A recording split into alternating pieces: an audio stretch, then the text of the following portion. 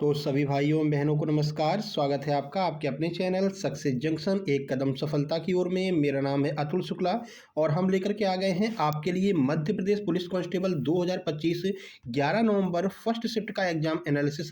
काफ़ी सारे प्रश्न हमारे पास में आ गए हैं जिनके बारे में आपको हम डिटेल में जानकारी देने वाले हैं। उससे पहले वीडियो को लाइक करके चैनल को सब्सक्राइब कर दीजिए जिससे आगे आने वाली सारी वीडियो टाइम टू टाइम आपके पास में पहुंच सके, सारा एग्जाम एनालिसिस भी आपके पास में पहुंच सके। तो चलिए वीडियो को शुरू करते हैं, आइए देखते हैं। और बहुत लोगों के क्वेश्चन रहते हैं, सर मैथ रीजनिंग कितने नंबर की आई है, तो वो भी आपको लास्ट में बता देंगे। और आज स्कोर बहुत कम देखने को मिले हैं लोगों के, क्योंकि आज साइंस काफ़ी डीप पूछा गया है। कैसे प्रश्न साइंस के आए हैं वो भी आपको अभी पता चल जाएगा। चलिए आज के सबसे पहले सहयोगकर्ता की बात करते हैं। सुरेश कुमार जी, इनके 75 नंबर आए हैं। विकास अधिया जी, इनके 79 नंबर आए हैं और इन्होंने हमें अपने प्रश्न शेयर किए हैं। चलिए आगे बढ़ते हैं। देखिए पहला प्रश्न है आज का, आवर्त सारणी से लगातार प्रश्न आ रहे हैं। शुरू में ही हमने आवर्त सारणी के बारे में आपको समझाया था। परसों एक प्रश्न आया था, उसमें आवर्त सारणी के गुणों के बारे में समझाया था आपको। तो प्रश्न पूछा गया, आवर्त सारणी में ऊपर से नीचे जाने पर विद्युत ऋणात्मक जो ऋणात्मकता होती है उस पर क्या प्रभाव पड़ता है। तो विद्युत ऋणात्मकता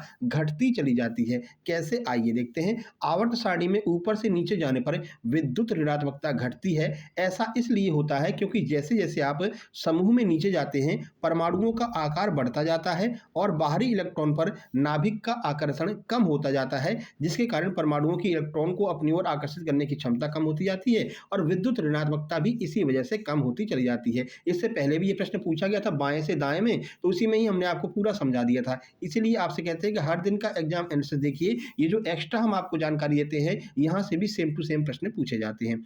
चलिए आगे बढ़ते हैं। आगे बढ़ने से पहले आप लोगों को बता दें भाई, जिन लोगों का एग्जाम नहीं हुआ है और उनका एग्जाम आगे आने वाला है, या फिर ऐसे लोग जिनकी तैयारी पूरी हो गई है लेकिन कॉन्फिडेंस नहीं आ रहा है कि नंबर अच्छे आएंगे कि नहीं आएंगे, उनके पास में अब भी मौका है। आप अभी भी एमपी पुलिस कांस्टेबल के कंप्लीट सुपर सिलेक्शन नोट्स लेकर के अपनी तैयारी को और धार दे सकते हैं और अच्छे नंबर लेकर के आ सकते हैं। आप यहाँ पर देखेंगे 84 नंबर ये जो है साकेत महार जी के आए थे, इन्होंने हमारे नोट्स लिए थे। अरविंद जी के 83 नंबर आए थे, उन्होंने मात्र 6 दिन में हमारे नोट्स को कंप्लीट किया था। राजा शर्मा जी के 74 आए थे, 4 दिनों में उन्होंने हमारे कंप्लीट नोट्स को जो है लेकर के कंप्लीट किया था। तो आपके पास में अभी भी मौका है। अगर आपका एमपी एएसआई एलडीसी या फिर कांस्टेबल का एग्जाम है तो आप ये कंप्लीट नोट्स मात्र 179 रुपए में प्राप्त कर सकते हैं, जिसमें आपको गणित, रीजनिंग, सामान्य ज्ञान, विज्ञान, एमपी के इन सबका कंप्लीट सुपर सिलेक्शन नोट्स मिलेंगे, थ्योरी मिलेगी, सबके प्रैक्टिस सेट मिलेंगे, सारी मैराथन मिलेगी।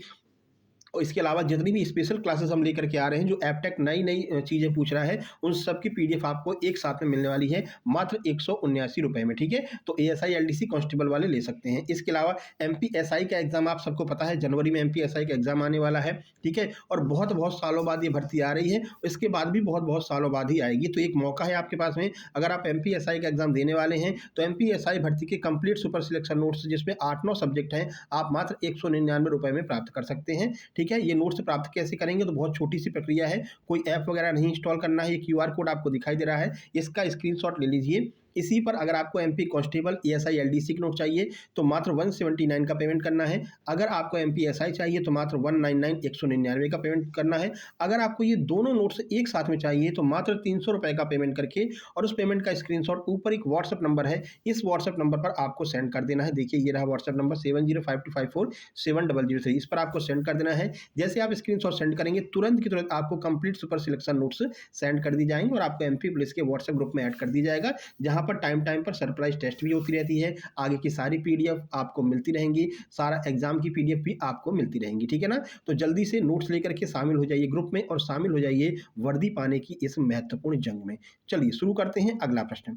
अगला हाइपोथैलेमस से प्रश्न आया था कि हाइपोथैलेमस किसे नियंत्रित करता है, हार्मोन वगैरह के बारे में पूछा गया था। तो चलिए देख लेते हैं हाइपोथैलेमस के बारे में पूरी जानकारी। देखिए तो हाइपोथैलेमस जो है वो पिट्यूटरी ग्रंथि को नियंत्रित करता है, जो बदले में शरीर की अन्य अंतःस्रावी ग्रंथियों जैसे कि थायराइड हो गया, अधिवृक्क ग्रंथियां हो गई और प्रजनन अंगों को हार्मोन बनाने का निर्देश देता है। ठीक है, तो हाइपोथैलेमस से ही ये निर्देश मिलता है कि आप लोग हार्मोन बनाइए, फिर ये सारे अंग हार्मोन्स बनाते हैं। यह शरीर के तापमान, भूख, प्यास, नींद और यौन इच्छा जैसे कार्यों को भी नियंत्रित करने का कार्य करता है। तो हाइपोथैलेमस बहुत ज्यादा महत्वपूर्ण पार्ट होता है, याद रखिएगा।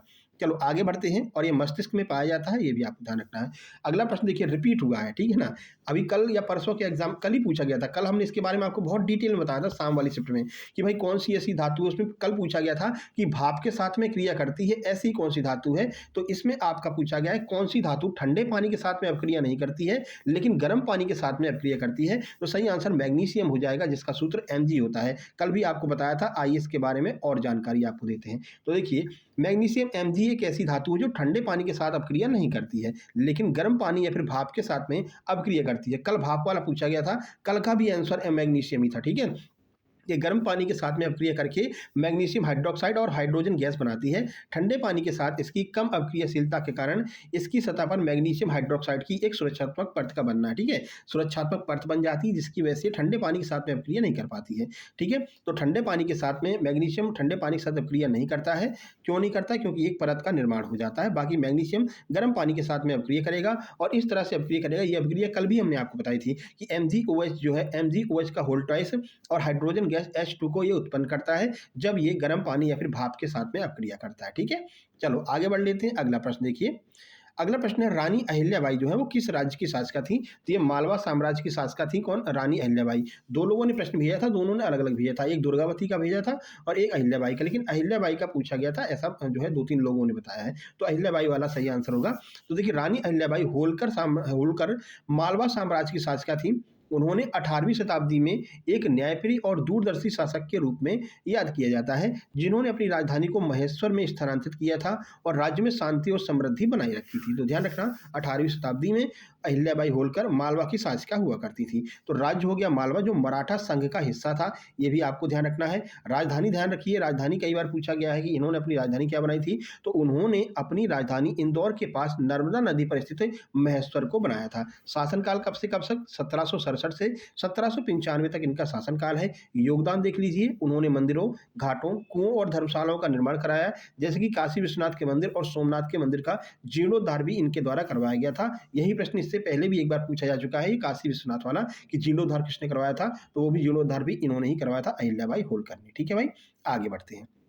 अगला ताप्ती नदी की लंबाई पूछी। आज ताप्ती नदी से 2 प्रश्न पूछे गए, एक लंबाई पूछी है, एक ताप्ती और नर्मदा के बीच में कौन सी पर्वत श्रृंखला है। तो ताप्ती नदी की लंबाई होती है 724 किलोमीटर, ठीक है। देखिए तो ताप्ती नदी की लंबाई 724 किलोमीटर है। यह मध्य प्रदेश के बैतूल जिले में सतपुड़ा पर्वतमाला से निकलती है और महाराष्ट्र और गुजरात से होते हुए पश्चिम की ओर बहती है। अंततः यह अरब सागर की खंबात की खाड़ी में जाकर के गिर जाती है। ये तो आपको पहले ही बता चुके हैं, दोनों समानांतर बहती है, नर्मदा और ताप्ती, और अरब सागर में जाकर के गिरती हैं। तो लंबाई होगी 724। उद्गम है मूल तापी मंदिर मुल्ताई बैतूल से, ठीक है। तो मुल्ताई के बारे में भी आपको कई बार बताया। बैतूल जिला मध्य प्रदेश से पूर्व से पश्चिम की ओर बहती है और ये मध्य प्रदेश, महाराष्ट्र और गुजरात राज्यों से होकर के जाती है और कहाँ पर? खंबात की खाड़ी यानी कि अरब सागर में ये गिर जाती है, ठीक है। 724 इसकी आज लंबाई पूछी थी। अगला, भारतीय संविधान को कब अंगीकृत किया गया था? तो 26 नवंबर 1949 को भारतीय संविधान को अंगीकृत किया गया था। चलिए कुछ मेन डेट देख लेते हैं। तो भारतीय संविधान को 26 नवंबर 1949 को संविधान सभा के द्वारा अंगीकृत किया गया। 26 जनवरी 1950 को पूरी तरह से लागू किया गया। लागू करने की डेट और अंगीकृत करने की डेट अलग अलग है। अंगीकृत हमने 26 नवंबर 1949 को किया था, लागू हमने 26 जनवरी 1950 को किया था और साइन इससे 2 दिन पहले 24 जनवरी को साइन किए गए थे इस पर, ठीक है। तो ये भी आपको याद रखना है। तो अंगीकृत होने की तिथि 26 नवंबर हो गई और लागू होने की तिथि 26 जनवरी 1950 हो गई। निर्माता कौन है? तो संविधान सभा के द्वारा निर्माण किया गया और मुख्य वास्तुकार डॉक्टर BR अम्बेडकर इसके मुख्य वास्तुकार हैं। ये भी आपको ध्यान रखना है। आगे बढ़ते हैं। अवंती की राजधानी क्या थी? तो अवंती की 2 राजधानियां थी, ठीक है ना। ऑप्शन में उज्जैन दिया गया था, तो उज्जैन या फिर उज्जैनी ही सही आंसर हो जाएगा। माहिष्मती भी जो है वो जो है अवंती की राजधानी हुआ करती थी, ठीक है। चलो देख लेते हैं, दोनों राजधानियों के बारे में बता देते हैं। ये तो आपको पता ही है भाई, उज्जैन में सबसे ज्यादा मेले लगते हैं। अभी ये प्रश्न पूछा गया था, सबसे कम नर्मदापुरम में लगते हैं। ये 2 बार पूछा जा चुका है, ठीक है। तो अवंती की 2 राजधानियां थी, उज्जैन उत्तरी अवंती की और माहिष्मती दक्षिणी अवंती की। हालांकि बाद में उज्जैनी को ही जो है प्रमुख राजधानी बना दिया गया था। तो उज्जैनी की बात कर लेते हैं। तो यह उत्तरी अवंती की राजधानी थी और अब के मध्य प्रदेश में स्थित उज्जैन शहर के पास में थी। तो अब का जो उज्जैन है वो पहले उज्जैनी के नाम से जाना जाता था। माहिष्मती देख लो तो यह दक्षिणी अवंती की राजधानी थी और संभवतः नर्मदा नदी पर आधुनिक गोदपुरम में स्थित थी, ठीक है। आगे बढ़ते हैं, आगे देखिए। अगला है उज्जैन का महत्व देख लीजिए। तो कई साहित्यिक कृतियों में उज्जैन को ही अवंती की राजधानी के रूप में उल्लेखित किया गया है। खास करके बाद में जब माहिष्मती का राजनीतिक महत्व कम हो गया तो उज्जैनी ही जो है वही महत्वपूर्ण राजधानी हो गई थी अवंती की। चलो आगे बढ़ते हैं। नर्मदा और ताप्ती के बीच में कौन सी पहाड़ी पाई जाती है या कौन सी पर्वत श्रृंखला है? सही आंसर हो जाएगा सतपुड़ा पर्वत श्रृंखला। देखिए इस तरह से अमरकंटक है, ये अमरकंटक से नर्मदा नदी निकलती है, इस तरह से बहती हुई जाती है। यहाँ से मुल्ताई से कौन सी नदी निकलेगी? ये आपकी ताप्ती नदी निकलेगी, ठीक है। और ताप्ती मुल्ताई से निकल करके इसी दिशा में दोनों बहती हैं, पैरेलल एक दूसरे के बहती हैं, ठीक है। बीच में जो है वो सतपुड़ा श्रृंखला होती है जो इन दोनों को अलग करती है। तो यही पूछा गया था कि बीच में कौन सी श्रृंखला है, तो सतपुड़ा श्रृंखला इन दोनों के बीच में होती है। बाकी आपको अभी बताया है दोनों अरब सागर में जाकर के गिर जाती हैं, एस्चुरी का निर्माण करती हैं। तो नर्मदा और ताप्ती नदियों के बीच में सतपुड़ा पर्वत श्रृंखला पाई जाती है।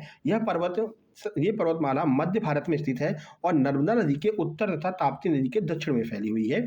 सतपुड़ा पर्वत श्रृंखला देख लीजिए, भारत की एक महत्वपूर्ण पर्वतमाला है जो मध्य प्रदेश, महाराष्ट्र और छत्तीसगढ़ राज्यों में फैली हुई है। ये भी आपसे पूछा जा सकता है। बाकी नर्मदा का उद्गम अमरकंटक से है, ताप्ती का उद्गम सतपुड़ा से है, ठीक है। चलो आगे बढ़ते हैं। गांव की बेटी योजना लगातार पूछी जा रही है। आज इसकी विशेषताएं पूछी गई थी कि गांव की बेटी योजना इनमें से कौन सी गांव की बेटी योजना की विशेषता नहीं है। आइए इसके बारे में डिटेल देख लेते हैं। तो मध्य प्रदेश की गांव की बेटी योजना की मुख्य विशेषता यह है कि यह ग्रामीण क्षेत्रों की छात्राओं को उच्च शिक्षा के लिए वित्तीय सहायता प्रदान करती है, जिसमें 500 रुपये प्रतिमाह, ये पूछा जा चुका है इससे पहले, ठीक है, कि कितने रुपए प्रतिमाह दिए जाते हैं। तो 500 रुपये प्रतिमाह स्नातक वालों को और 750 रुपये प्रतिमाह इंजीनियरिंग या फिर मेडिकल छात्रवृत्ति शामिल है। इस योजना के तहत छात्राओं को अपनी 12वीं कक्षा की परीक्षा प्रथम श्रेणी में उत्तीर्ण करनी होगी, ये भी पूछा गया है, ठीक है। 3-4 बार पूछी गई है। और स्नातक के पहले वर्ष में नियमित प्रवेश लेना अनिवार्य होता है। यह योजना जातिगत भेदभाव के बिना, आज जो प्रश्न पूछा है वो यही पूछा गया है कि ये कौन सी जाति के लोगों को दी जाती है। बोला गया इसमें जातिगत भेदभाव किया जाता है, जबकि ऐसा नहीं है। जातिगत भेदभाव के बिना ये सभी वर्ग के लोगों को उपलब्ध है, ठीक है। यही प्रश्न आज पूछा गया है, ये इसकी विशेषता पूछी गई है। इनमें से कौन सी गांव की बेटी योजना की विशेषता नहीं है, तो उसमें ध्यान रखना जाति वाली विशेषता इसमें नहीं है। हर वर्ग के लोगों को ये योजना प्रदान की जाती है। आगे बढ़ते हैं। बाकी योजना की विशेषताएं आपको बता दिया। वित्तीय सहायता दी जाती है, 500 रुपये दी जाती है और 5000 रुपये टोटल 10 महीने तक ये दी जाती है। तो 5000 रुपये वार्षिक दिए जाते हैं स्नातक वालों को, 7500 रुपये वार्षिक मिलते हैं इंजीनियरिंग और मेडिकल वालों को। ये दोनों आपको याद रखना है। पात्रता क्या है? गाँव में पढ़ी होनी चाहिए, कक्षा 12वीं जो है प्रथम श्रेणी से उत्तीर्ण होना चाहिए, स्नातक प्रथम वर्ष में नियमित प्रवेश लिया हो, और जो है यह योजना जाति आधारित नहीं है। यही आज पूछा गया था, ध्यान रखना, ये मोस्ट इंपॉर्टेंट है, फिर से पूछा जाएगा। जाति आधारित नहीं है और सभी वर्ग के छात्राओं को लाभ देती है। चलो आगे बढ़ते हैं। अगला प्रश्न, प्रकाश संश्लेषण में आयन दाता कौन होता है? तो जो पानी या फिर H2 है वो प्रकाश संश्लेषण में आयन दाता या फिर इलेक्ट्रॉन दाता होता है। देखो, तो प्रकाश संश्लेषण में पानी H2O इलेक्ट्रॉन दाता होता है जो प्रकाश निर्भर अभिक्रियाओं को इलेक्ट्रॉन प्रदान करता है। यह पानी के ऑक्सीकरण के दौरान होता है, जिससे ऑक्सीजन और हाइड्रोजन आयन निकलते हैं जो आगे चल करके ऊर्जा वाहकों का उपयोग करते हैं, ऊर्जा वाहकों का निर्माण करते हैं, जिससे प्रकाश संश्लेषण की प्रक्रिया अच्छे से चलती रहती है। तो H2O पानी इसका सही आंसर हो जाएगा। अगला पूछा गया भाई मूत्र के क्या कार्य हैं, तो या फिर यूरिनेशन के कार्य पूछे गए थे। तो रक्त से अपशिष्ट पदार्थों को बाहर निकालना मूत्र का मुख्य कार्य होता है। साइंस के काफी सारे प्रश्न हमारे पास में जिसको हम आपको बताने वाले हैं। तो यूरिनेशन का मुख्य कार्य रक्त से अपशिष्ट पदार्थों, अतिरिक्त पानी और नमक को बाहर निकालना है। यह शरीर के तरल पदार्थों, रक्तचाप और इलेक्ट्रोलाइट संतुलन को बनाए रखने में भी मदद करता है। शरीर के पीएच जो स्तर होता है शरीर का, उसको भी कंट्रोल रखता है। शरीर का पीएच कितना होता है? 7.4 होता है। ये आपका पहली शिफ्ट में पहले दिन पूछा गया था, है ना, शरीर का पीएच वैल्यू, तो 7.4 होता है। तो देखो पेशाब के मुख्य कार्य क्या क्या होते हैं, तो अपशिष्ट का निष्कासन, शरीर से यूरिया वगैरह को बाहर निकालता है, ठीक है। रक्त की मात्रा को, दबाव को नियंत्रित करने के लिए भी ये महत्वपूर्ण रहता है। इलेक्ट्रोलाइट संतुलन के लिए भी यह महत्वपूर्ण होता है, जब सोडियम, पोटेशियम और कैल्शियम जैसे आवश्यक इलेक्ट्रोलाइट्स के स्तर को ये बनाए रखता है, ठीक है भाई।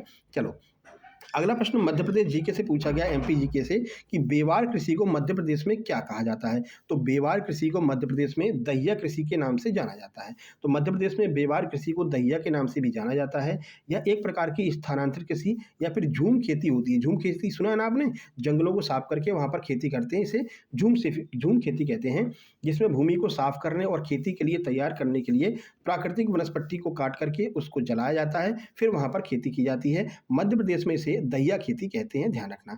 तो बेवार और दहिया मध्य प्रदेश में कटाई और जलाकर खेती करने की प्रक्रिया को कहते हैं। और ये प्रक्रिया हमने आपको बता दी है, मतलब कि वहाँ के जंगलों को साफ करते हैं और वहाँ पर कृषि करते हैं।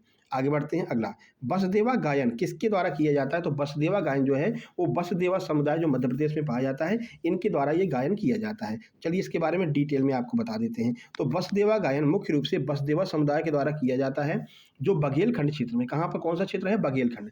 ये पारंपरिक रूप से घूमने वाला गायक है जो सारंगी और चुटकी पैजन जैसे वाद्य यंत्रों का उपयोग करके भक्ति गीत और महाकाव्य कहानियां सुनाते हैं। तो ये वसुदेवा समुदाय के लोग होते हैं। ठीक है भाई। तो समुदाय देख लीजिए, ये गायक बसदेवा या फिर हरबोला कहलाते हैं, हरबोले कहलाते हैं। और सुना होगा ना आपने, बुंदेले हरबोलों के मुंह हमने सुनी कहानी थी, तो वही ये बुंदेलखंड के हरबोले हैं। ठीक है ना। और पारंपरिक रूप से एक गांव में दूसरे गांव जाकर अपनी कला को दिखाते हैं, कला प्रदर्शन करते हैं। गीत की विषय वस्तु क्या होती है? तो ये अक्सर श्रवण कुमार, हरिश्चंद्र और कर्ण जैसी महान कहानियों का गायन करते हैं, जो दान, धर्म और पारंपरिक मतलब पारिवारिक भक्ति जैसे मूल्यों को बढ़ावा देता है। इनकी पहचान क्या होती है देख लीजिए, क्योंकि कभी कभी पूछ लेते हैं भाई मटकी, कौन सी मटकी ऊपर सर पर रख करके नृत्य करते हैं, क्या कौन सा ड्रेस पहनते हैं? तो ध्यान रखना, पहचान में अगर हम बात करते हैं तो वे पारंपरिक रूप से पीली पोशाक पहनते हैं और अपने सिर पर भगवान कृष्ण की मूर्ति रखते हैं। इसीलिए भगवान कृष्ण को वासुदेव कहा गया है, इसलिए इनको बसदेवा कहा जाता है।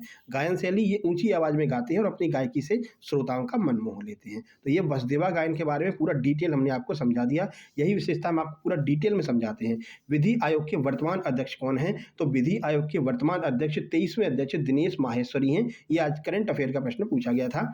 तो अगर आपने हमारी पीडीएफ ली होगी तो पीडीएफ में आपको नियुक्ति वाली पीडीएफ मिली होगी, उसमें सारी नियुक्तियां करंट अफेयर की हमने करवाई हैं। और देखो, कल दोनों शिफ्टों में जो है 2020 के पुरस्कार पूछे गए हैं, साहित्यिक पुरस्कार। तो आज हम कोशिश करेंगे कि 2020 से लेकर के 2021, 2022, 2023, 2024, 2025 इन 5 वर्ष के जो साहित्यिक पुरस्कार या फिर स्पोर्ट्स पुरस्कार जो हैं उनको एक साथ में कवर कर ले रहे हैं ना। आज भी प्रश्न पूछे गए होंगे साहित्यिक पुरस्कार से, कुछ लोगों को याद रहते नहीं रहते हैं, तो ये प्रश्न जरूर आ रहे हैं करंट अफेयर से। इसको करंट नहीं, इसको इतिहास ही मानो, ठीक है ना। 2020 में कौन सी करंट होगी, लेकिन भाई पूछ रहे हैं तो पूछ रहे हैं, उसको कवर करने का प्रयास आज करेंगे शाम को 7-8 बजे के समथिंग, ठीक है ना। शाम को एनालिसिस कराएंगे, उसके बाद में उसकी वीडियो बनाएंगे।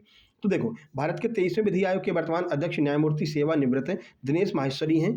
उन्हें 1 सितंबर 2024 को नियुक्त किया गया था और उनका कार्यकाल 31 अगस्त 2027 तक रहेगा। ध्यान रखना, दिनेश माहेश्वरी सही आंसर हो जाएगा। चलो अगला, अब देखो एक और करंट अफेयर अक्टूबर 2025 से पूछ लिया है। अक्टूबर 2025 में बार काउंसिल के वर्तमान अध्यक्ष कौन है? तो मनन कुमार मिश्रा वर्तमान में अध्यक्ष हैं। आइए देखते हैं, अक्टूबर 2025 में बार काउंसिल ऑफ इंडिया के अध्यक्ष श्री मनन कुमार मिश्रा हैं। वे बार काउंसिल ऑफ इंडिया के अध्यक्ष हैं और राज्यसभा के सदस्य भी हैं। ठीक है, तो ध्यान रखना, पेशा क्या है? तो ये वरिष्ठ अधिवक्ता हैं, क्योंकि ये कानून से जुड़ा हुआ है बार काउंसिल ऑफ इंडिया, तो अधिवक्ता को ही जो है यहाँ पर अध्यक्ष बनाया जाता है। और ये जो है वो संसद सदस्य भी हैं, राज्यसभा में भी हैं, ये आपको ध्यान रखना है। मनन कुमार मिश्रा सही आंसर इसका हो जाएगा। अगला देखते हैं, लोकसभा अध्यक्ष अपना त्यागपत्र किसे सौंपता है? पॉलिटी से 2 प्रश्न आज पूछे गए थे। तो लोकसभा के उपाध्यक्ष को अपना त्यागपत्र सौंपता है। देखिए, लोकसभा अध्यक्ष अपना त्यागपत्र लोकसभा के उपाध्यक्ष को देते हैं। उन्हें अपना त्यागपत्र लिखित रूप में अपने हस्ताक्षर सहित उपाध्यक्ष को सौंपना होता है। ठीक है, यह प्रक्रिया भारतीय संविधान के कौन से आर्टिकल में है? तो भारतीय संविधान के आर्टिकल 94-94 में निर्धारित है। त्यागपत्र की सूचना सीधे उपाध्यक्ष को दी जानी चाहिए। अध्यक्ष को हटाने के लिए एक प्रस्ताव को सदन के सभी तत्कालीन सदस्य के बहुमत से पारित कराना होता है और इस प्रस्ताव को पेश करने से पहले 14 दिन की अग्रिम सूचना दी जाती है। अगर लोकसभा अध्यक्ष को हटाया जा रहा है तो 14 दिन की अग्रिम सूचना दी जाएगी। अगर लोकसभा अध्यक्ष स्वयं से अगर इस्तीफा देना चाहता है तो आर्टिकल 94 के अनुसार अपना इस्तीफा लोकसभा के उपाध्यक्ष को सौंप सकता है। आगे बढ़ते हैं, अगला पूछा गया था, ये प्रश्न थोड़ा सा क्लियर नहीं है कि भाई 700 से 1050 तक भारत पर किसने शासन किया था। अब ये ईसा है कि ईसा पूर्व है, ये नहीं बता पाए हैं, लेकिन हम आपको बता देते हैं किसने किसने शासन किया था। इनमें से आपके ऑप्शन दिए गए होंगे। देखो, 700 से 1050 ईस्वी तक भारत पर कई राजवंशों का शासन था, क्योंकि यह प्रारंभिक मध्यकालीन काल था। इनमें प्रमुख थे उत्तर भारत में गुर्जर प्रतिहार, पूर्वी भारत में पाल और दक्कन क्षेत्र में राष्ट्रकूट। ठीक है, अब इसमें दिया गया होगा कि भाई किस क्षेत्र के बारे में पूछा गया है, तो आप यहाँ से क्लियर कर सकते थे। अब देखो, यहाँ पर गुर्जर प्रतिहार राजस्थान और उत्तरी भारत के बड़े हिस्से में थे। पाल ये पूर्वी भारत जो वर्तमान बंगाल बिहार है इसमें थे। राष्ट्रकूट ये 753 से 973 ईस्वी तक दक्षिण भारत के प्रमुख राज्य थे। अन्य राजवंश तो 1000 ईस्वी के बाद में चोल राजवंश दक्षिण भारत में, त्रिपुरी के लक्ष्मीकर्ण जैसे शासक भी सत्ता में आए थे। तो अगर एकदम क्लियर होता कि कौन से स्थान के बारे में पूछा गया है तो ये आपको बता सकते थे। फिलहाल हमने बता दिया है कि भाई 700 से लेकर के 1050 तक किसने किसने शासन किया था, ये आपके ऑप्शन में दिया गया होगा। चलो अब शुरुआत करते हैं मैथ यानी गणित की। तो कुछ गणित के कुछ प्रश्न हैं, आइए देख लेते हैं। देखो, एक वृत्त की जीवा 10 सेंटीमीटर है, केंद्र से लंबाई का अंतर 1 सेंटीमीटर है, तो उसकी त्रिज्या बतानी थी। त्रिज्या या क्षेत्रफल इनमें से कुछ बताना था। उसके बाद में साइन थीटा की वैल्यू 0 डिग्री दी गई है, तो कॉस स्क्वायर थीटा की वैल्यू आपसे पूछी गई थी। अगला देखिए, एक बिल्डिंग की ऊंचाई 8 सेंटीमीटर है, एक व्यक्ति उसको 30 डिग्री के कोण से मतलब बनाते हुए देख रहा है, तो उस व्यक्ति की बिल्डिंग से दूरी पूछी गई थी। यानी कि इस तरह से था, ये बिल्डिंग की ऊंचाई 8 सेंटीमीटर दी गई है, यहाँ पर 30 डिग्री का एंगल बना रहा था और यहाँ पर वो व्यक्ति खड़ा हुआ था, जैसे कि आप इस तरह से मुस्कुराते हुए खड़े हैं, और यहाँ से यहाँ की दूरी आपसे पूछी गई थी। आगे बढ़ते हैं। देखिए, एक कक्षा में लड़के और लड़कियों का जो अनुपात है वो 7:5 है। कुछ लड़कियों को बढ़ाने से अनुपात 7:6 हो जाता है, तो बताइए कितनी लड़कियां बढ़ाई गई हैं। इस तरह के दो प्रश्न पूछे गए थे।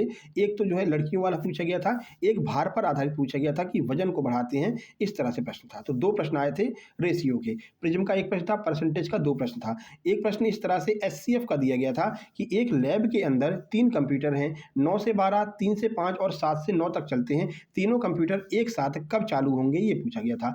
ए और बी की आयु का योग 25 वर्ष है। 5 वर्ष पहले ए की आयु बी की आयु की दुगनी थी, तो ए की वर्तमान आयु आपको बतानी थी। ठीक है, तो ये कुछ प्रश्न हैं सीधे सीधे जो एग्जाम में पूछे गए हैं। बाकी आयु का हमने बता दिया, डिस्काउंट का भी एक प्रश्न पूछा गया था। चलो आगे बढ़ते हैं, रीजनिंग की बात कर लेते हैं। तो रीजनिंग के कुछ प्रश्न देख लीजिए। यहाँ पर दिया गया था ए बराबर 1 है, बी बराबर 8 है। अब जब ए बराबर 24 हो जाएगा तो भाई बी बराबर क्या होगा, 24 नहीं, यहाँ पर 27 कर लीजिए। ठीक है, तो ए बराबर क्या था, 64 था। एक बार ए बराबर 1 है, बी बराबर 8 है, फिर ए बराबर 64 है, तो आप बताओ बी बराबर क्या होगा, इस तरह का पूछा गया था। 3 प्रश्न कुछ इस तरह से संबंधित पूछे गए थे। अगला, ए का स्थान दाएं से 35वां है, बाएं से 45वां है, तो कुल कितने व्यक्ति उसमें बैठे हुए हैं, टोटल पूछा गया था। तो लेफ्ट प्लस राइट -1 करके टोटल निकाल सकते थे। कैलेंडर का प्रश्न था, 29 फरवरी को गुरुवार है, तो 1 मार्च को क्या होगा, यदि वह जो है कॉमन वर्ष है यानी कि सामान्य वर्ष है। ठीक है, अगला देखिए, 7, 14, 28, 55, इसमें आपको गलत बताना था कि कौन सी संख्या गलत लिखी गई है। उसके बाद में ब्लड रिलेशन के 3 प्रश्न थे, और ये आपका वर्णमाला से सजाने का एक प्रश्न आया था, लेकिन ये प्रश्न नहीं था। आगे बढ़ते हैं। नेक्स्ट फिगर से आपके 1 से 2 प्रश्न पूछे जा रहे हैं। ठीक है, डायरेक्शन के 2 प्रश्न, पजल के 3 से 4 प्रश्न पूछे गए हैं। मानसिक अभिरुचि आज 3 से 4 नंबर की मानसिक अभिरुचि भी पूछी गई है। कथन निष्कर्ष के 3 प्रश्न थे। सेंटेंस अरेंजमेंट के 2 प्रश्न थे, जो कि हमने सेंटेंस अरेंजमेंट पर जो है वीडियो बना रखी है। जितने भी नए टॉपिक ईएसबी पूछता है उस पर हम वीडियो बना देते हैं, तो आप लोग देख लेना। चैनल के अंदर प्लेलिस्ट बनी हुई है, एमपी पुलिस के नाम से, जाकर के देखेंगे तो सब आपको मिल जाएगा। ठीक है भाई, अब चलो देखते हैं कितने कितने प्रश्न आए थे। तो मैथ में आज 15 प्रश्न लगभग मैथ के पूछे गए हैं। इसके अलावा रीजनिंग के लगभग 40 से 42 प्रश्न हैं। साइंस के 11-12 प्रश्न हैं। बाकी आपका remaining GK GS current affair है। करंट अफेयर के 2-3 प्रश्न पूछे गए हैं। पॉलिटी के 2-3 प्रश्न हैं। एमपी जीके के 6 से 7 प्रश्न हैं। ठीक है, और बाकी स्कोर की बात करते तो आज क्या है, साइंस बहुत डीप पूछा गया था, इसलिए स्कोर आज उतना बूस्ट नहीं हो पाया है। मैथ भी कम आया था, रीजनिंग भी अच्छे लेवल की आई थी। तो 75, 74, 79, 77, 72 ये आज के स्कोर मिले हैं। 80 का आज तक हमें मतलब आज जो है आज की शिफ्ट में नहीं देखने को मिला है। बाकी कुछ प्रश्न गलत भी हैं। क्या आपको गलत लगे हैं तो आप कमेंट बॉक्स में कमेंट करके बता सकते हैं कि हाँ सर कहाँ पर गलत प्रश्न देखने को मिले थे। ठीक है, बाकी ये हमारा व्हाट्सएप नंबर है जिस पर मैसेज करके आपको अपने नोट से प्राप्त कर लेने हैं। आप एएसआई एलडीसी और एमपीएसआई दोनों एक साथ प्राप्त करना चाहते हैं मात्र 300 रुपये में। एमपी कांस्टेबल एमपीएसआई चाहते हैं तो 300 रुपये में। एमपी कांस्टेबल केवल चाहते तो 179 में उपलब्ध रहेंगे। ठीक है, तो मैसेज करके आप लोग अपने नोट से प्राप्त कर सकते हैं। वीडियो को लाइक, शेयर और सब्सक्राइब कर लीजिए। मिलते हैं सेकेंड शिफ्ट के एग्जाम एनालिसिस में। तब तक के लिए नमस्कार, धन्यवाद।